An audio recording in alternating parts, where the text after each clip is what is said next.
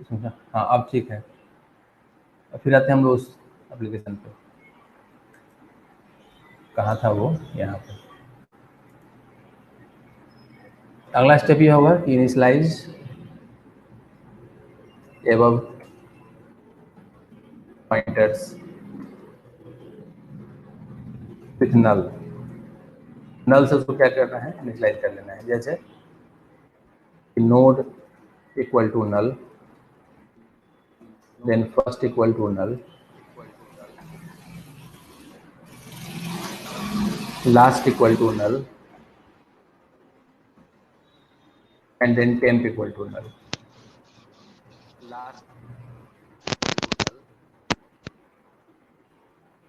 इसमें जो है ना, मतलब फर्स्ट नाम का जो पॉइंटर है वो और लास्ट नाम का जो पॉइंटर है वो, इस दोनों को नल से इनिशियलाइज करना कंपल्सन है। और नोड को और टेम्प को इनिशियलाइज कर भी सकते हैं और नहीं भी कर सकते हैं, उसके लिए कंपल्सन नहीं है। फोर्थ स्टेप ये होगा कि अब ये सुना होगा कि जब हमारे पास डेटा आएगा, जब हमारे पास इंफॉर्मेशन आएगा यूजर से, तो उस समय एलिमेंट्स को स्टोर करने के लिए हमें क्या क्या एक्शन लेना होगा। Steps to be taken to store data received from the user. ये क्लियर होगा कहाँ से? ये क्लियर होगा इस पीडीएफ फाइल से। जैसे पहली बार फर्स्ट टाइम जब ये नोड आएगा तो फर्स्ट टाइम तो क्या होगा कि फर्स्ट नाम का जो पॉइंटर है वो नल रहेगा, नोड भी हमारा नल होगा। फॉर द फर्स्ट टाइम जिस समय ये नोड हमारे पास कोई डेटा आया, जैसे 3 आया, तो सबसे पहला काम ये करना होगा ना कि इस 3 को स्टोर करने के लिए नोड नाम का जो पॉइंटर है उसके थ्रू मेमोरी एलोकेट करना है। सबसे पहला काम ये है। तो यहाँ उसके लिए लिखेंगे स्टेटमेंट कि node equal to, and then पहले टाइप कास्ट कर लेते हैं कि link list type star, then malloc, फिर इसका साइज रिक्वायरमेंट। तो साइज रिक्वायरमेंट कितना हो जाएगा? Size of link type. आवाज एक रिपीट हो रही नोड है। के, हाँ हेलो, आवाज रिपीट हो रही है, क्लियर भी नहीं दिख रहा है वो क्वालिटी इसका। क्या हुआ है? तो आवाज आपकी रिपीट हो रही है और जो लिख रहा है ना वो भी क्लियर नहीं दिख रहा। आवाज रिपीट हो रहा है? जी रिपीट तो नहीं होना चाहिए, यहाँ तो इको नहीं हो बोल रहा रहे है। हैं वो नहीं। नेटवर्क प्रॉब्लम होगा तुम्हारा सही में। नेट का प्रॉब्लम होगा, क्योंकि यहाँ तो रिपीट नहीं हो रहा है मेरे पास। हेडफोन नहीं है? हेडफोन है सर। हेडफोन लगा के देखो ना, हेडफोन लगा के। उससे कहीं मतलब वो कुछ कम होगा रिपीटेशन। स्क्रीन दिख रहा है? जी वो है, तो जो वो लिख रहे हैं इंटरनेट ना जो है ना वो नहीं स्लो दिख होगा, रहा। इस कारण से वो स्लो आ रहा होगा वहाँ पे। इंटरनेट जो है ना वो स्लो चल रहा होगा। ऐसे इसका वीडियो हम डाल देंगे फिर बाद में। इसका और लास्ट क्लास वाला दोनों बचा हुआ है, दोनों वीडियो को जो है ना आज अपलोड कर देते हैं। ठीक है, तो पहला स्टेप ये है कि step to be taken to store data. तो यहाँ पहले ये लिखते हैं अपने को, व्हेन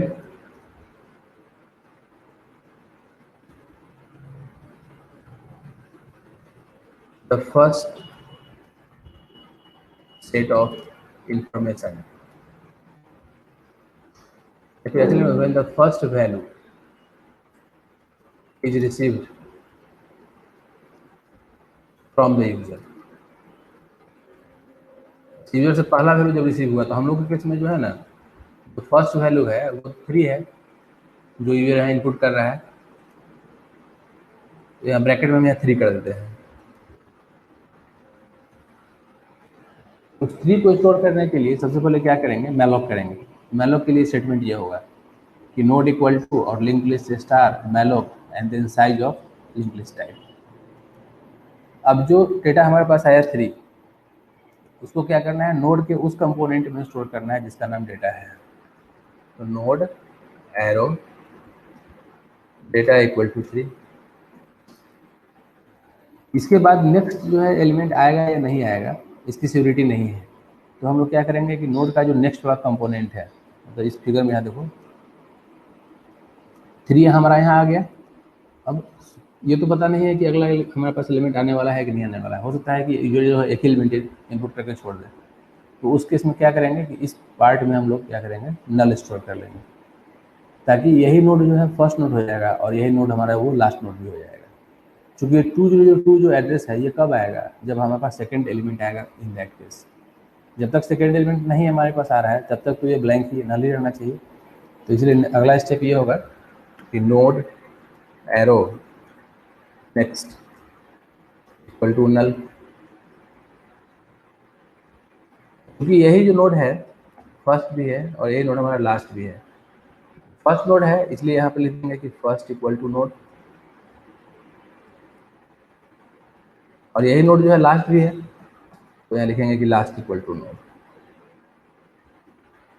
इतना स्टेटमेंट जो है राइट करना होगा कब, जब फर्स्ट एलिमेंट हम रिसीव कर रहे हैं तब।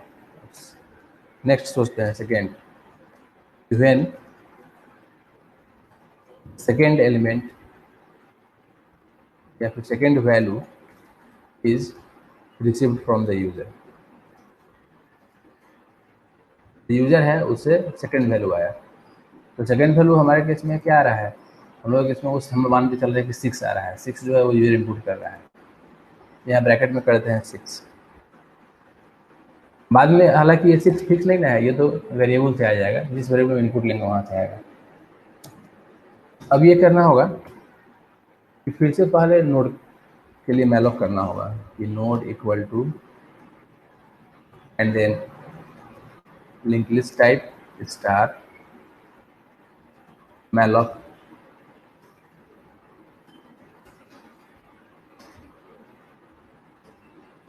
देन साइज ऑफ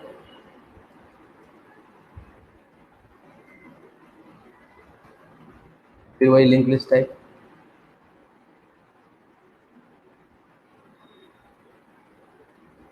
ये पहला स्टेटमेंट हो गया। दूसरा हो जाएगा कि node arrow data equal to, अब इसमें 6 आएगा, जो सेकेंड एलिमेंट है वो है। अब ये सोचना है, फिर ये पता नहीं है कि इसके बाद जो नेक्स्ट एलिमेंट है वो आएगा या नहीं आएगा, ये कंफर्म नहीं है। तो फिर क्या करेंगे कि node arrow and then next equal to null कर देंगे। यहाँ तो सही निकला। अब है कि इस मोमेंट में क्या हो रहा है ना कि नोड नाम का जो पॉइंटर है वो कंटेन कर रहा है ये वाला एड्रेस। कौन सा, सेकेंड नोड का एड्रेस, दैट इज 2002। अच्छा, और ये वाला जो नोड हमारा है इसका जो एड्रेस है 1001, ये ऑलरेडी जा चुका है फर्स्ट नाम के पॉइंटर में। तो हम लोगों को अब क्या करना है कि फर्स्ट नाम का जो मेरा जो पॉइंटर है उसके नेक्स्ट वाले कंपोनेंट में अभी जो हमारे पास नोड आया उसको प्लेस कर देना है। अच्छा, इस मोमेंट में यही नोड हमारा फर्स्ट नोड भी है और यही नोड हमारा लास्ट नोड भी है। तो हम लोग ऐसा भी लिख सकते हैं कि लास्ट के नेक्स्ट में प्लेस करना है करेंट नोड के एड्रेस को। इस चीज़ को यहाँ पे मेंशन करेंगे ऐसे, last arrow next equal to node. ये स्टेटमेंट क्या करेगा ना कि करेंट नोड मीन्स अभी वो नोड जिसमें कि 6 रखा गया है उस नेट को एड्रेस को अपने से जस्ट पहले वाला जो नोड है ना उसके नेक्स्ट वाले कंपोनेंट में ये प्लेस कर देगा। और इसके बाद अब ये है कि अब यही नोड हमारा लास्ट नोड हो गया। 6 वाला जो नोड हमारा है अब यही मेरा लास्ट नोड हो गया, तो लास्ट वाले पॉइंटर को फिर से अपडेट कर लेना है। तो यहाँ लिखना है कि लास्ट इक्वल टू नोड। अब ये दोनों लिंक जो है ना आपस में लिंक हो गया। फिर जैसे मान लो कि थर्ड एग्जाम्पल लेते हैं कि when the third value is received from the user। Third value हम लोग के केस में शायद 7 है, जो एग्जाम्पल लिए हुए हैं उसमें 7 है। जिसमें प्रोग्राम बनेगा उस समय क्या होगा कि ये 7 फिक्स नहीं रहेगा, ये आएगा यूजर से। फिर यहाँ भी इस 7 के लिए पहले क्या करना है, मेमोरी लोकेट करना है। तो पहला स्टेटमेंट तो ये रह जाएगा, इसको कॉपी कर लेते हैं यहाँ से। फर्स्ट स्टेटमेंट जो है वो यही रह जाएगा।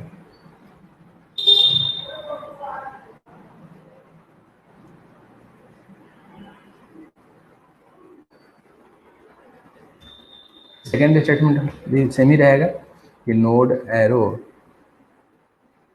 डेटा इक्वल टू 7, जो वैल्यू जैसा आया वो तुमने फर्स्ट कंपोनेंट में प्लेस कर दिया। थर्ड कंपोनेंट भी वही रहेगा, थर्ड स्टेटमेंट। यहाँ पे गलत हो गया है, ये नोड 0 लिखा गया है, ये होना चाहिए था नोड हाइफन। थर्ड स्टेटमेंट जो है वो भी यही रहेगा कि node hyphen next equal to null, क्योंकि इसके बाद नेक्स्ट नोड आएगा या नहीं आएगा इसका कोई श्योरिटी नहीं है। अब फिर क्या करना है, इस मोमेंट में क्या है, इस मोमेंट में ये है कि हमारा ये जो नोड है सेकेंड वाला जिसमें कि 6 प्लस किया हुआ है, उसके नेक्स्ट में पहले से नल डाला हुआ है। और फिर क्या हुआ कि अब नेक्स्ट नोड हमारे पास आ चुका है 7 वाला। 7 वाला जो नोड आया तो उसका जो अपना जो बेस एड्रेस है जैसे 2020, वो नोड नाम के पॉइंटर में जा चुका है। और ये मेरा लास्ट नोड है। क्या करना है कि लास्ट के नेक्स्ट में करंट नोड के एड्रेस को प्लेस करना है। तो फिर वही स्टेटमेंट कि लास्ट के नेक्स्ट में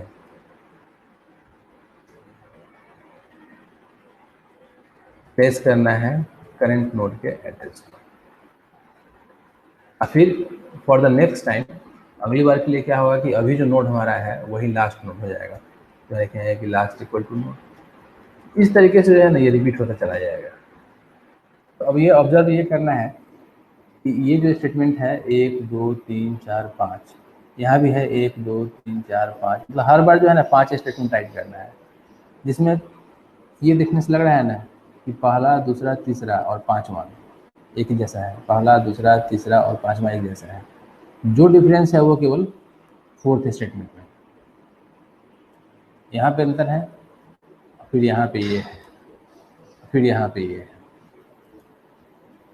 तो ये भी डिफरेंस क्या है कि पहली बार हम लोग को ये लिखना है कि फर्स्ट इक्वल टू नोड, और अगली बार से लिखना है कि last arrow next equal to node, last arrow next equal to node. इस चीज़ को पकड़ना होगा कि वो कौन सा सिचुएशन है जिसमें ये लिखना है कि फर्स्ट इक्वल टू नोड, और वो कौन सा सिचुएशन है जिसमें लिखना है कि last arrow next equal to node. तो फॉर द फर्स्ट टाइम जिसमें पहले सबसे फर्स्ट वैल्यू हम रिसीव करते हैं, उस समय क्या होता है ना कि फर्स्ट नाम का जो पॉइंटर है उसका वैल्यू नल रहता है ऑलरेडी। तो फर्स्ट नाम के पॉइंटर का वैल्यू अगर पहले से नल है, फर्स्ट नाम के पॉइंटर का वैल्यू अगर पहले से अगर नल है, तो उस केस में ये वाला स्टेटमेंट काम करेगा, अदरवाइज ये वाला स्टेटमेंट काम करेगा। इसी स्टेटमेंट को एक इफ एल्स लगा करके तब इसको काम कर लेना है। From the above example it is clear that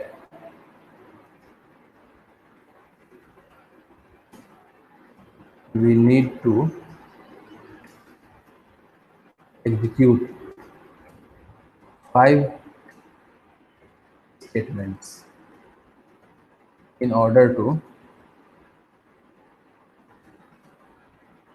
store a value in the linked list.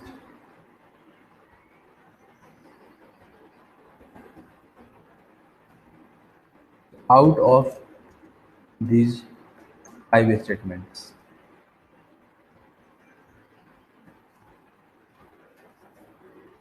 the fourth statement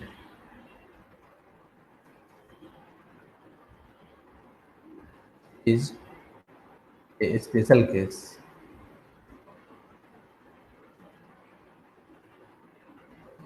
For the first time,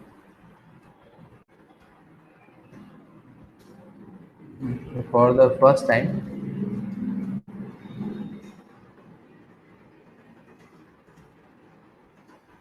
the value of the existing value the existing value of first pointer is null.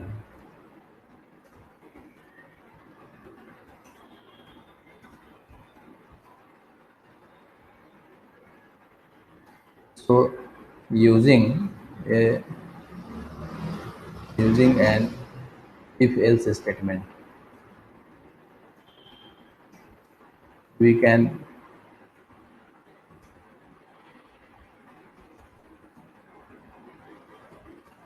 just check whether the existing value of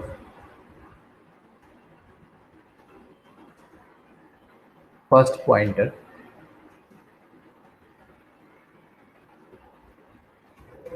is null or not. If it is null, then we need to run following statement as the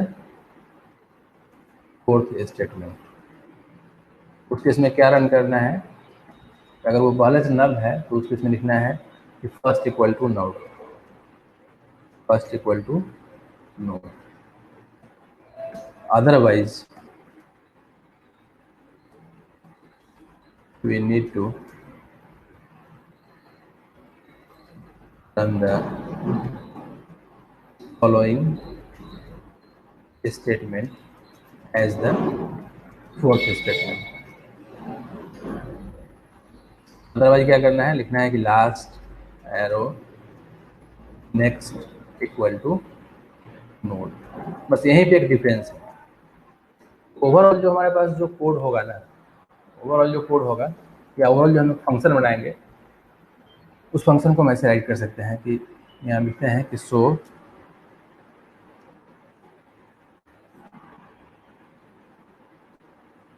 now we can write a function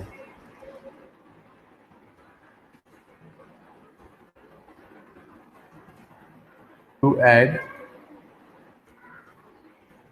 an element to a linked list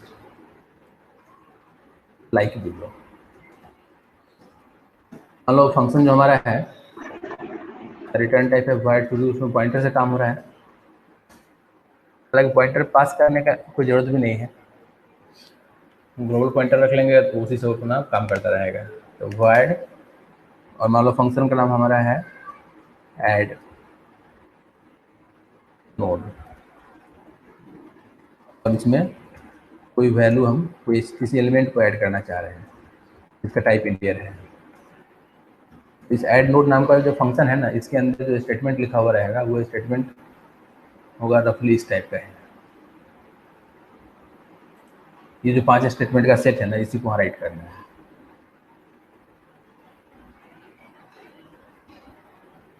इसमें copy कर लेते हैं और यहाँ paste कर देते हैं. इसमें थोड़ा सा चेंज करना होगा. एक चेंज ये करना होगा कि जहाँ पे ये 7 लिखा हुआ है, यहाँ पे ये 7 नहीं होना चाहिए, क्योंकि 7 तो फिक्स है. यहाँ पे हो जाएगा एलिमेंट. और ये फोर्थ स्टेटमेंट जो है ना, यहीं पे लगा देंगे if else. If first double equal to null, first का वैल्यू अगर पहले से नल है, in that case first equal to node, else last arrow next equal to node. बस हो गया. इसी फंक्शन को क्या करना है, प्रोग्राम में यूज कर लेना है. एक मिनिमम हमारे पास 2 फंक्शन होना चाहिए. एक फंक्शन होना चाहिए जो कि एलिमेंट को ऐड करेगा, और दूसरा फंक्शन ये होगा जो लिंक लिस्ट को डिस्प्ले करेगा. या लिंक लिस्ट में जितना भी एलिमेंट हमारे पास है उन सारे एलिमेंट्स को डिस्प्ले करेगा. तब हम कंफर्म हो पाएंगे कि सही में हमने जो एलिमेंट ऐड किया है वो उसके अंदर है कि नहीं. तो डिस्प्ले करना जो है वो काफ़ी आसान काम है. जैसे ये वाला सिचुएशन है, मान के चलो यहाँ पे ये हमारे पास लिंक लिस्ट है जिसमें कि इतना नोड 10 नोड हमारे पास है. तो फर्स्ट नाम का एक ऑलरेडी पॉइंटर है जिसमें कि ये वैल्यू रखा हुआ है 1001. अब इसमें इन सारे एलिमेंट्स को जब डिस्प्ले करना है तो डिस्प्ले करने के लिए क्या करेंगे ना कि एक टेम्पररी पॉइंटर लेंगे और टेम्पररी पॉइंटर में इस फर्स्ट के एड्रेस को स्टोर करेंगे और उसके बाद चेक करना शुरू करेंगे कि अगर ये वाला जो मेरा वैल्यू है अगर ये नल नहीं है, ठीक है, नल नहीं है इसका मतलब है कि ये जो नोड है this node is valid, means इसमें कुछ ना कुछ डेटा हमारे पास है, तो उस डेटा को क्या करना है प्रिंटफ से डिस्प्ले कर देना है और उसके बाद फिर जो नेक्स्ट वाला जो कंपोनेंट है उसमें जो एड्रेस है उस एड्रेस पे चले जाना है और इस चीज़ को तब तक रिपीट करना है जब तक कि टेम्पररी पॉइंटर का वैल्यू नल नहीं हो जाए, क्योंकि लास्ट में जब ये पहुंचेगा यहाँ पे तो यहाँ क्या हो जाएगा कि वो नल हो जाएगा। तो फंक्शन जो है इसको मैंने लिख देते हैं, फिर उसको प्रोग्राम में इम्प्लीमेंट करते हैं।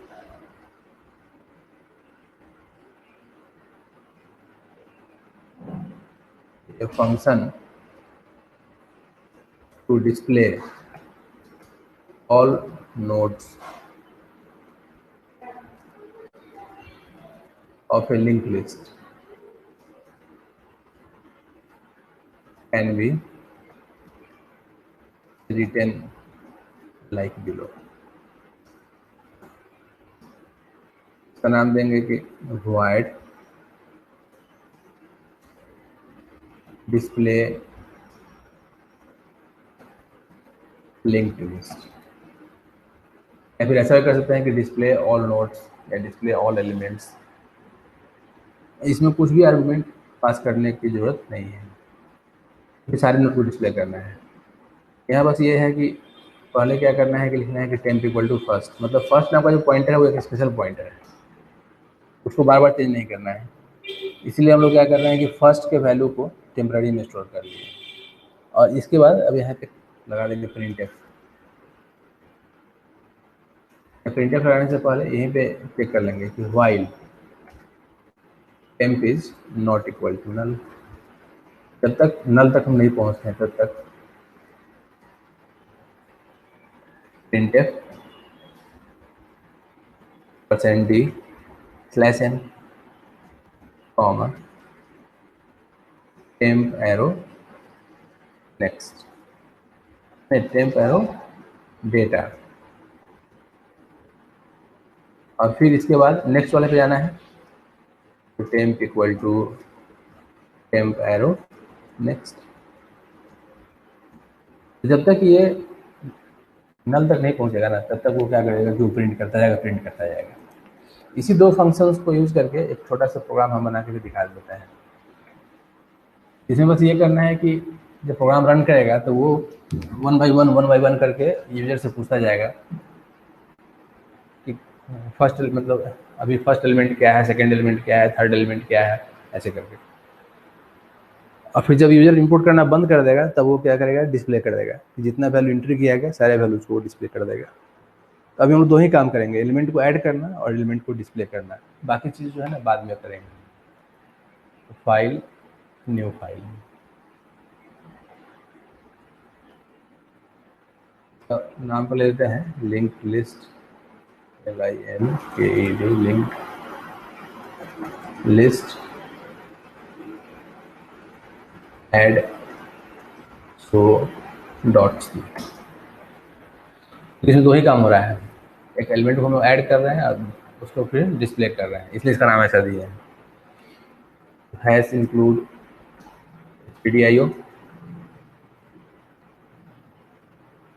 .h, मिनिमम तो ये चाहिए ही चाहिए। इसके अलावा दो फंक्शन चाहिए। फिर जो फंक्शन तो बात की बात है, फंक्शन से पहले ये करना है कि जो स्ट्रक्चर है उसको डिफाइन कर लेना है। टाइप डेफ स्ट्रक्ट, इतना क्लेवर है ये एडिटर, फाइल के नाम से पकड़ लिया कि स्ट्रक्चर का नाम क्या होना चाहिए। ये अलग बात है हमको कुछ चेंज करना है, लेकिन फाइल के नाम से पकड़ लिया। नाम लिखेंगे कि link list type,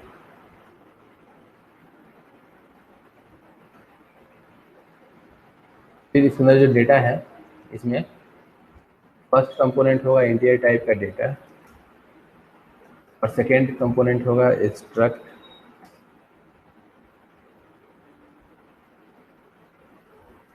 and then link list type. तो सर्च नहीं कर रहा है, link list type pointer next, फिर यहाँ इसको लिख देना है लिंक लिस्ट टाइप। ये हो गया हम लोग का स्ट्रक्चर। इसके अलावा पॉइंटर डिफाइन करना था, तो अब लिखेंगे कि लिंक लिस्ट टाइप पॉइंटर। पहला पॉइंटर होगा नोड नाम का, दूसरा पॉइंटर डिफाइन करना है फर्स्ट नाम का, तीसरा पॉइंटर डिफाइन करना है लास्ट नाम का, चौथा पॉइंटर डिफाइन करना है टेम्पररी नाम का। दो फंक्शन हम लोग के पास है, यूज करना चाहते हैं। एक फंक्शन है जिसका नाम है ऐड नोड। इस दोनों फंक्शन को ले चलते हैं प्रोग्राम में।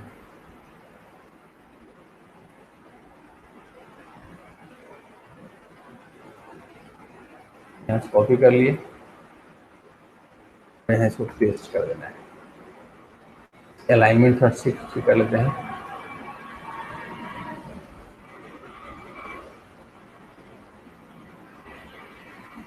ये वाला जो स्टेटमेंट है ये नहीं रहेगा। उसके अलावा क्या करना होगा कि फंक्शन का बॉडी तो बाद में डिफाइन होता है ना, पहले उसका प्रोटोटाइप डिफाइन करते हैं। फर्स्ट फंक्शन जो है इसका प्रोटोटाइप ये वाला है, ये होना चाहिए मेन से पहले सेमीकोलन के साथ। फिर सेकेंड फंक्शन जो है वो है डिस्प्ले लिंक लिस्ट। इसका भी पहले प्रोटोटाइप केवल डिफाइन कर लेना है, control C then control V, और इसके बाद यहाँ फिर मेन फंक्शन जो है वो आएगा। मेन फंक्शन का ये बॉडी हो गया, जिसके लास्ट में लिखा हुआ है रिटर्न 0। अब ये स्ट्रक्चर सही हो गया कि प्रोग्राम में क्या है कि शुरू में एक तो हमारा स्ट्रक्चर डिफाइन किया हुआ है, उसके बाद पॉइंटर डिफाइन किया हुआ है, फिर दो फंक्शन का प्रोटोटाइप है, फिर मेन फंक्शन और फिर उस दोनों फंक्शन का बॉडी। अब मेन के अंदर जो है ना, अभी ज़्यादा कम्प्लेक्स नहीं करेंगे इसको, ज़्यादा मेनू वगैरह नहीं बनाएंगे, सिंपल वे में काम कर लेंगे। एक तो वेरिएबल चाहिए एलिमेंट स्टोर करने के लिए, एलिमेंट कम से कम एक वेरिएबल चाहिए जो एलिमेंट स्टोर करेगा।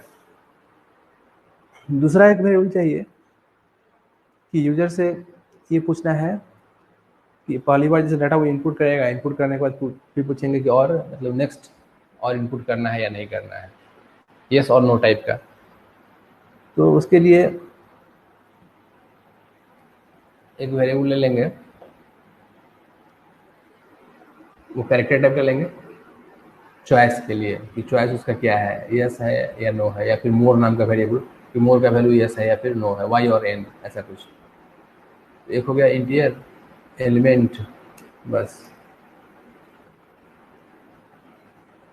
और दूसरा एक लेते हैं कैरेक्टर टाइप का मोर, और यहाँ से एक लूप चला देंगे कि डू।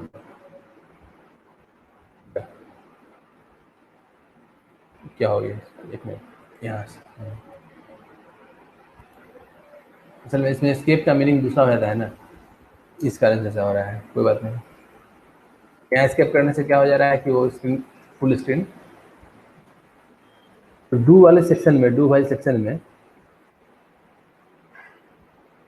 यहाँ स्टेटमेंट राइट करना है। अगर जो प्रिंटफ आएगा, प्रिंटफ इंटर ए नंबर,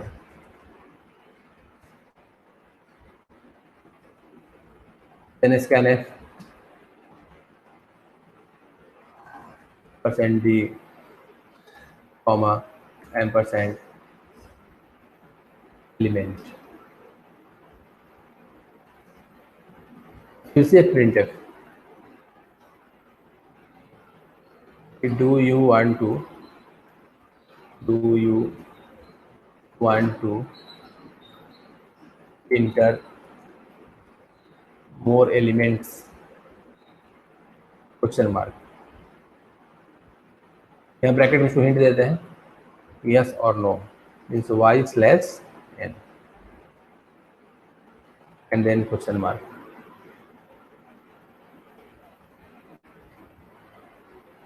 अब जो ये यहाँ इनपुट करेगा ना, उसको स्कैनफ परसेंट डबल कोट्स के अंदर %C कॉमा %, मोर। इसके का चक्कर इसका जो है गड़बड़ है।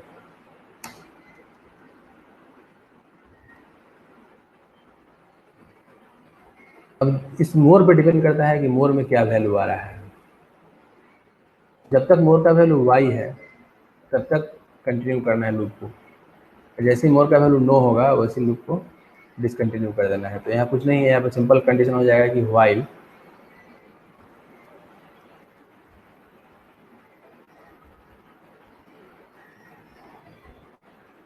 मोर is double equal to y। क्या हो सकता है कि जो यूजर है वो कैपिटल Y भी प्लेस कर दे, तो और लगा देते हैं कि और more is double equal to capital Y।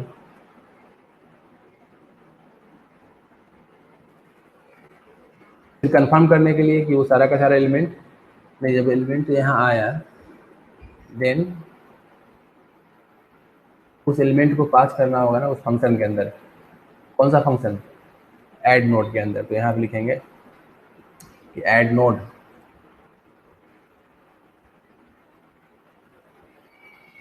And then element.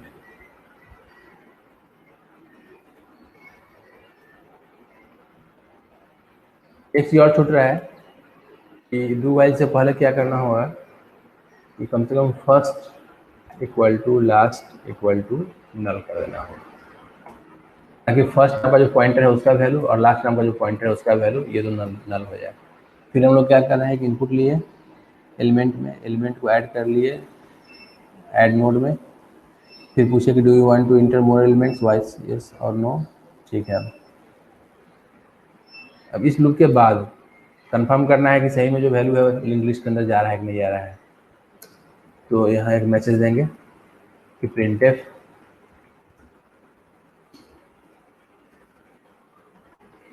Elements of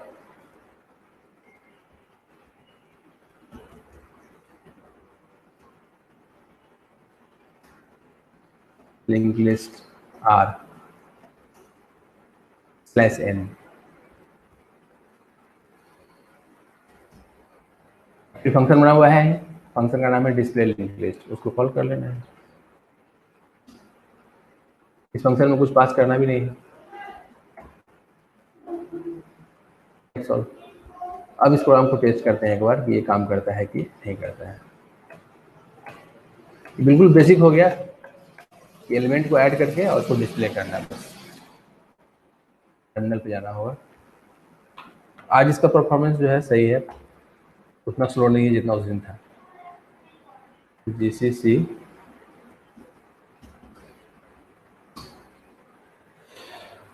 अच्छा मैलोक यूज किया हुआ है, इसका मतलब है कि stdio.h भी लगाना होगा इसमें, नहीं std lib। तो स्टार्टिंग में हैश इंक्लूड std lib आ गया .h। फिर सेव करते हैं इसको, टर्मिनल पे जाएंगे, अब कंपाइल हो गया। अब इसको रन कराते हैं। फर्स्ट नंबर मान लो है 4,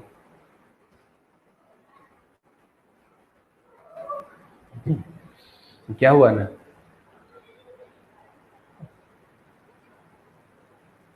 यहाँ रुका ही नहीं है,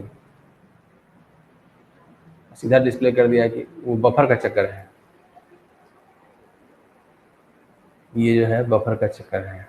इंटर प्रेस करने पे क्या हो रहा है कि एक कैरेक्टर जो है ना इंटर का भी आ जा रहा है वहाँ पे। इसको क्या करना होगा, इसके पहले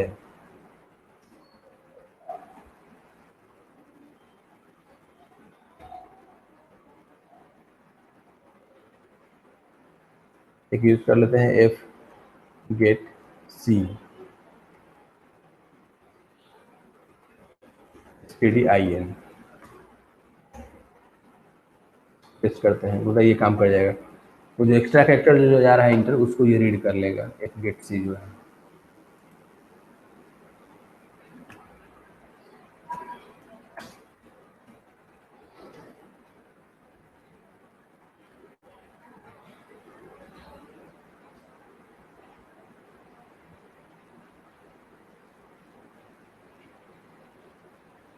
1 मिनट होल्ड करना।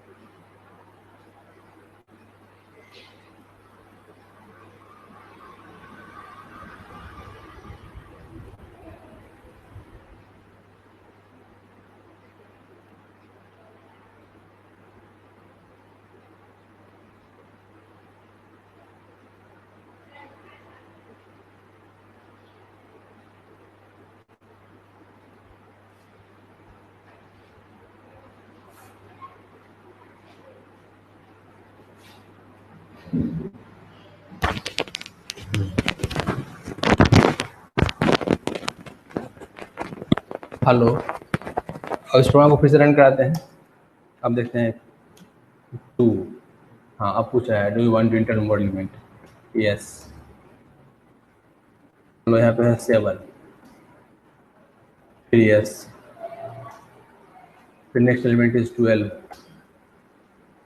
यस, 90, नो, आ गया 2, 7, 12, 90। तो ये जो है ना प्रोग्राम, ये एक बिल्कुल बेसिक प्रोग्राम हो गया लिंक लिस्ट का, जिसमें हम लोग क्या कर रहे हैं, एक सिंपल सा लूप लगा करके इनपुट ले रहे हैं और फिर उसके बाद फिर एलिमेंट्स को डिस्प्ले कर रहे हैं। इस प्रोग्राम को इसी 2 फंक्शन का यूज करते हुए इस प्रोग्राम के फॉर्मेट को क्या करना है, चेंज करना है। मतलब इसको बनाना है मेनू बेस्ड। उसमें 2 चॉइस, शुरू में 3 चॉइस होगा। पहला चॉइस होगा कि ऐड एलिमेंट, दूसरा चॉइस होगा कि डिस्प्ले ऑल एलिमेंट्स, तीसरा चॉइस होगा एग्जिट के लिए, बाहर निकलने के लिए। सो अभी बस इतना ही काम करना है। 3 उसमें मेनू देना है। पहला जो मेनू होगा वो एलिमेंट को ऐड करने के लिए, दूसरा जो मेनू होगा वो होगा सारे एलिमेंट्स को डिस्प्ले करने के लिए, और तीसरा जो है वो हो जाएगा प्रोग्राम से बाहर निकलने के लिए। अब फंक्शन जो बना दिए हैं ऐड, नोड और डिस्प्ले लिंक लिस्ट, इसी दोनों फंक्शन को उसमें यूज करना है। फिर उसके बाद अब क्या करना है कि जिससे हम लोग डिस्प्ले करते हैं, तो डिस्प्ले करते समय अभी तो सारे एलिमेंट्स को डिस्प्ले कर दे रहे हैं। हम उसमें ऐसा भी कर सकते हैं कि जो केवल ऑड नंबर हो उसको डिस्प्ले करे, या फिर जो केवल इवन नंबर हो उसको डिस्प्ले करे, या जो केवल प्राइम नंबर हो उसको डिस्प्ले करे, ऐसा कुछ। तो इस तरह का हम जो है ना 1-2 प्रोग्राम बनाने के लिए दे देते हैं। एक तो टास्क यही हो जाएगा इसको कन्वर्ट करने के लिए।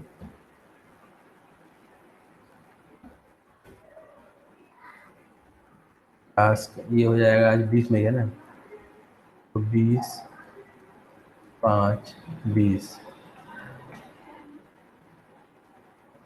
_1। फाइल का नाम है link list, so link list at show.c।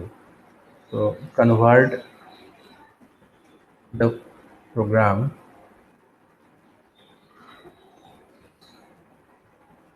Link list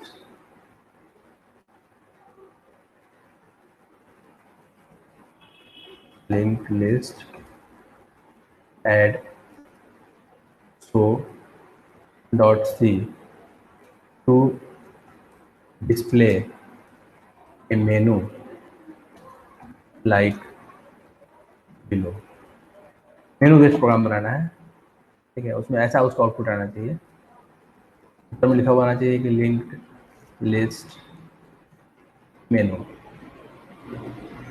उसके बाद choice number 1 add element.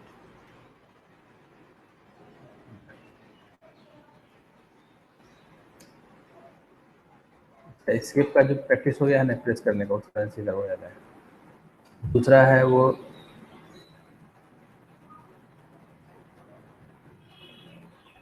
Show link list. तीसरा हो जाएगा एग्जिट। बस 3 ही ऑप्शन देना है। Then enter choice number.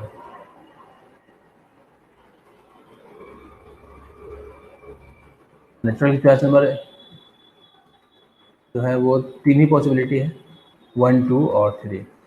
अब इसके बेसिस पे फंक्शन को कॉल करते रहना है कि इन केस ऑफ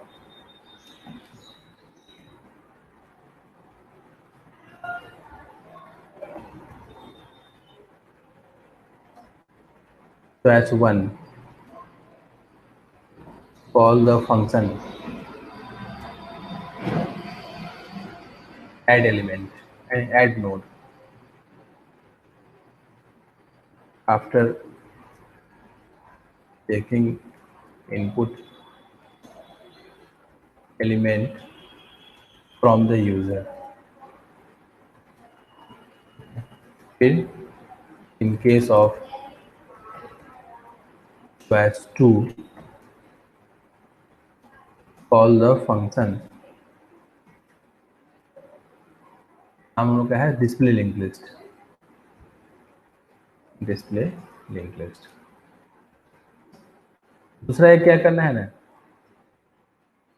बिल्कुल इससे मिलता जुलता प्रोग्राम बनाना है। एस्केप का चक्कर जो है ना बड़ी गड़बड़ इसका है। इसको करते हैं 20, ऑटो सेशन होता है, एस्केप प्रेस करते हैं।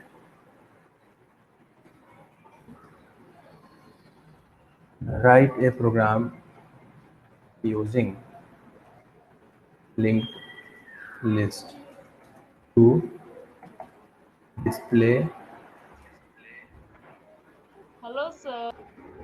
a menu like below। मेनू जो है यहाँ कॉपी कर लेते हैं, चेंज कर देंगे। हम इंग्लिश में देंगे, इसका नाम देंगे मेन मेनू।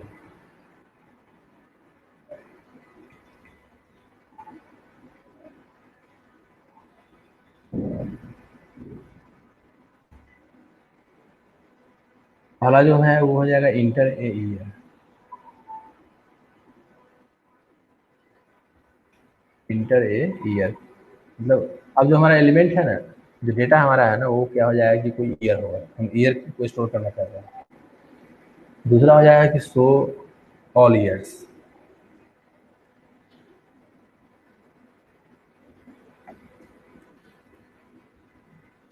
तीसरा हो जाएगा शो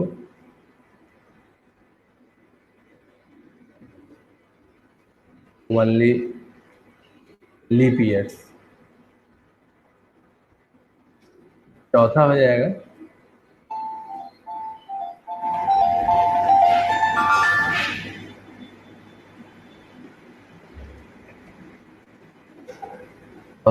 कि show only non leap years.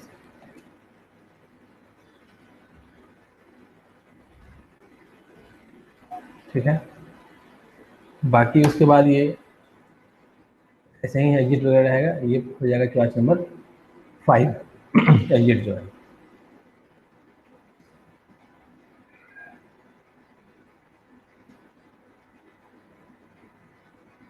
In this program, years entered by the user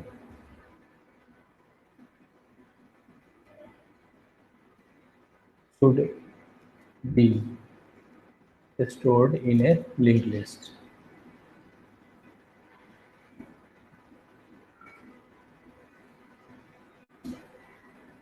ठीक है, there should be separate function, separate function for menu, for choice number 1, 2, 3 and 4। इन 4 फंक्शन बनाना है। एक फंक्शन का नाम कर देना है ऐड ईयर, वो ईयर को ऐड कर देगा लिंक लिस्ट में। दूसरा फंक्शन शो ऑल ईयर्स। तीसरा फंक्शन शो लीप ईयर्स। और चौथा function show non leap years. और इंटरनली जो है सारा काम होना चाहिए किस तरीके से, लिंक लिस्ट के थ्रू होना चाहिए। जैसे इसका भी जो प्रोग्राम लिखे हैं उसमें बस सबका नाम थोड़ा बहुत चेंज कर देना होगा। जैसे स्ट्रक्चर वगैरह जो है ना उसको तुम ऐसे भी रख सकते हो, जैसे लिंक लिस्ट लिखा हुआ वैसे रहेगा, लेकिन ये जो डेटा हमारा है ना इसका नाम डेटा मत करना, इसका नाम कर देना ईयर। क्योंकि डेटा हमारा क्या है, एक ईयर है जिसको मैं स्टोर करने जा रहा है। बाकी फिर ये सब जो है नेक्स्ट ही रहेगा, नोड ही रहेगा, फर्स्ट ही रहेगा, लास्ट रहेगा, टेम्प रहेगा। और अभी हमारे पास 2 फंक्शन है, उसमें 4 फंक्शन होंगे। और उस चारों फंक्शन का यूज़ करके और मेनू जैसे बनाना है, मेनू बना करके तब उसको फिर क्या करना है, डिस्प्ले करना है। तब ये अपने आप में एक छोटा सा प्रोग्राम हो जाएगा। लिंक लिस्ट में एलिमेंट्स को ऐड करना और फिर उसको डिफरेंट वेज से उसको डिस्प्ले करना। क्योंकि जो पहला टास्क है उसमें डिस्प्ले करने के लिए एक ही मेनू है कि सिंपली शो लिंक लिस्ट, इसमें थोड़ा बढ़ा दिए हैं। एक है कि शो ऑल ईयर्स, मतलब लिंक लिस्ट में जितना भी ईयर है सबको डिस्प्ले करेगा। ये है कि शो ओनली लीप ईयर्स, तो केवल लीप ईयर वाले को डिस्प्ले करेगा। और ये जो है केवल नॉन लीप वाले को डिस्प्ले करेगा, बाकी सब जो का त्यों रहेगा। यही 2 टास्क जो है ना अभी बनाना है, बना के इसको भेज दो। फिर कल उनको क्या करते हैं, इसमें डिफरेंट आप बाकी जो इसका फंक्शनलिटी है उस पर आगे बढ़ेंगे। जैसे एलिमेंट को किसी खास पोजीशन पे इंसर्ट करना, या फर्स्ट पे इंसर्ट करना, लास्ट में इंसर्ट करना, डिलीट करना, जितना काम हम लोग एरे में किए थे, सर्चिंग करना, सॉर्टिंग करना, वही सारा काम यहाँ भी है। लेकिन जो एलिमेंट का जो स्टोरेज है ना वो स्टोरेज यहाँ पे डिफरेंट है। एरे में क्या होता है कि कंटिन्यूसली स्टोर हो जाता है, और यहाँ पे है कि कंटिन्यूसली स्टोर नहीं हो रहा है। एक एलिमेंट मेमोरी में कहीं और है, दूसरा कहीं और है, तीसरा कहीं और है, चौथा कहीं और है, पांचवा कहीं और है, और सब का जो है ना एड्रेस एक दूसरे से जुड़ा हुआ है। और तब उसको क्या करना है, हैंडल करना है। इस पे जब कंट्रोल हो जाएगा तो बाकी स्टैक क्यू ट्री वगैरह जो है वो सब कुछ नहीं है, वो सब इसी का छोटा छोटा पार्ट्स है। आज अभी इतना ही रहने देते हैं, इस फाइल को हम अपलोड कर देते हैं थोड़ी देर में। और उसके बाद करना ये है कि 2 टास्क बना करके उसको मेल कर देना है। ठीक है, फिर कल मिलते हैं।